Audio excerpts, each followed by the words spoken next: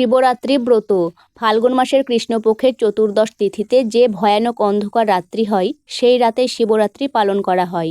বলা হয় সব ব্রতের মধ্যে সর্বশ্রেষ্ঠ হলো শিবরাত্রি ব্রত।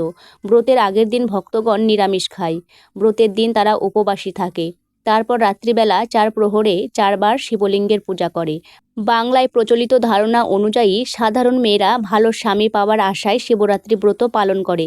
কিন্তু শিবরাত্রি শুধুই মেয়েদের জন্য নয়, ছেলেরাও শিবরাত্রি করতে পারে এবং করেও থাকে। তাছাড়া একজন পুরুষই তো প্রথম শিবরাত্রি করেছিল।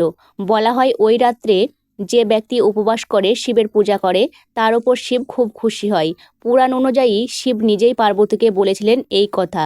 জেনে নেওয়া যাক এই ব্রতের পিছনে প্রচলিত কাহিনী। অনেক দিন আগে বারাণসীতে এক ব্যাধ বাস করত। দিন রাত বনে সে জীব হত্যা করে বেড়াতো বলে তার অনেক পাপ জমা হয়েছিল। একদিন একইভাবে শিকারের সন্ধানে বেরিয়ে সে গভীর বনে ঢুকে পড়েছিল।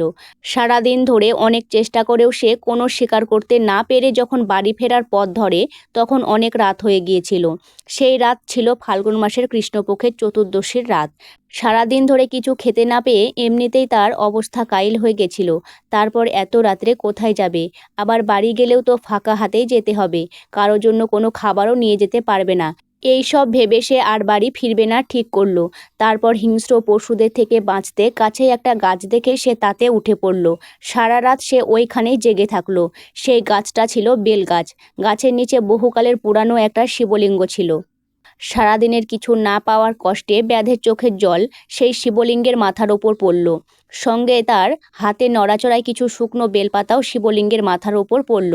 সারাদিন শিকারের পিছনে ছুটতে ছুটতে তার কিছু খাওয়া হয়নি। তাই শিবরাত্রি পালনের শর্তগুলো সে না জেনেই পালন করে ফেলল। এতে তার অজান্তেই শিবরাত্রি পালন হলো। সকালে বাড়ি ফিরে এসে তার বউকে রান্না করতে বলে নদীতে স্নান করতে গেল। ফেরার পথে রাস্তায় একজনের সাথে দেখা হলো। সে ব্যাধের কাছে কিছু খেতে চাইল। তখন ব্যাধ তাকে নিয়ে বাড়িতে এলো এবং তাকে পেট ভরে খাইয়ে নিজেও খেলো। এতে করে আবারও তার অজান্তেই শিবরাত্রির ব্রত সে সম্পূর্ণ করলো। কিছুদিন পর যখন ব্যাধের মৃত্যু এসে উপস্থিত হলো তখন যমদূতেরা তাকে নিতে এলো, কিন্তু শিবের পাঠানো দূতেদের হাতে পরাজিত হয়ে তারা শিবের দূতের পিছনে পিছনে কৈলাসে এসে উপস্থিত হলো। কৈলাসের মুখে পাহারায় থাকা নন্দী তাদের বলল যে ব্যাধ মহাপাপী হলেও শিবরাত্রি ব্রত পালনে তার পাপ ধুয়ে গেছে। সেই শুনে যমদূতেরা যমলোকে ফিরে গেল।